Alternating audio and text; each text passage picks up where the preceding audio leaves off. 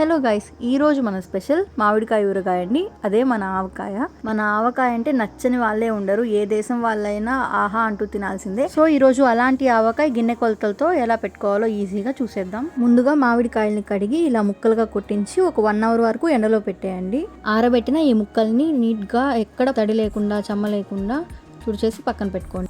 Next ఒక glass తీసుకోండి, లేదా మీ దగ్గర కప్ ఉంటే కప్ తీసుకోండి. నేనైతే ఈ గ్లాస్తో కొలుచుకుంటున్నాను. నాకైతే 5 గ్లాసుల వరకు వచ్చాయి ముక్కలన్నీ.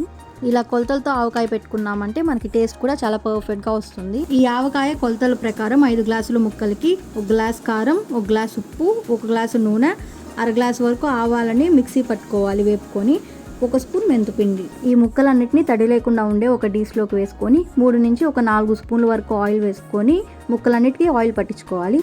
అప్పుడు ముక్క ఎక్కువ రోజులు గట్టిగా ఉంటుందన్నమాట, మెత్తబడకుండా ఉంటుంది. తర్వాత ఒక 1/2 స్పూన్ వరకు పసుపు వేసుకొని ముక్కలకు బాగా పట్టించుకోవాలి. నెక్స్ట్ ఆవు పిండి వేసుకోవాలి. ఏ గ్లాస్తో అయితే మనం ముక్కలు తీసుకున్నామో ఆ గ్లాస్తోనే ఒక 1/2 వరకు ఆవాలు తీసుకొని మంచిగా లో ఫ్లేమ్లోనే వేపుకొని ఇలా మెత్తగా పౌడర్ లాగా మిక్సీ పట్టేసుకోవాలి. నెక్స్ట్ మెంతిపిండి వేసుకోవాలి. 1 స్పూన్ మెంతుల్ని లో ఫ్లేమ్లోనే వేపుకొని పౌడర్ చేసేసుకొని వేసేసుకోవడమే. నెక్స్ట్ సేమ్ గ్లాస్ తోటి కల్లుప్పుని కూడా తీసుకొని మిక్సీ పట్టేసుకోండి. మిక్సీ పట్టిన తర్వాత కొంచెం క్వాంటిటీ ఎక్కువ అవుతుంది. అప్పుడు మొత్తం వేసేయకుండా ఒక ఫుల్ గ్లాస్, మనం ఏ గ్లాస్తో అయితే మామిడి ముక్కలు తీసుకున్నామో ఆ గ్లాస్తోనే ఫుల్గా ఉప్పు వేసుకుంటే సరిపోతుంది కరెక్ట్గా. నెక్స్ట్ సేమ్ గ్లాస్ తోటి ఫుల్గా కారం తీసుకోవాలి. ఇది మేము ఇంట్లోనే ప్రిపేర్ చేసి పెట్టుకున్న కారం అండి, అదే మరాడి ఇచ్చిన కారం. ఇదైతే కొంచెం టేస్ట్ బాగుంటుంది బయట మనం ప్యాకెట్ కొనుక్కొని వాడుకోవడం కన్నా.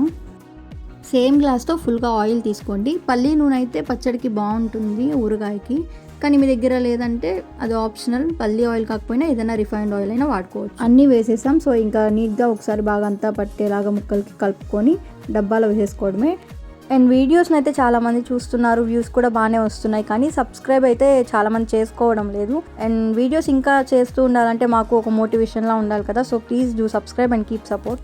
ఆవకాయ కలిపి పెట్టేసిన పక్క రోజు మార్నింగ్ ఒకసారి తీసి టాప్ టు బాటమ్ అంతా మిక్స్ అయ్యేలాగా ఒకసారి బాగా కలుపుకోండి. ఆవకాయకి ఎక్కడ కూడా తడి తగలకుండా చూసుకోవాలి. తడి తగిలిందంటే బూజు వచ్చేస్తుంది.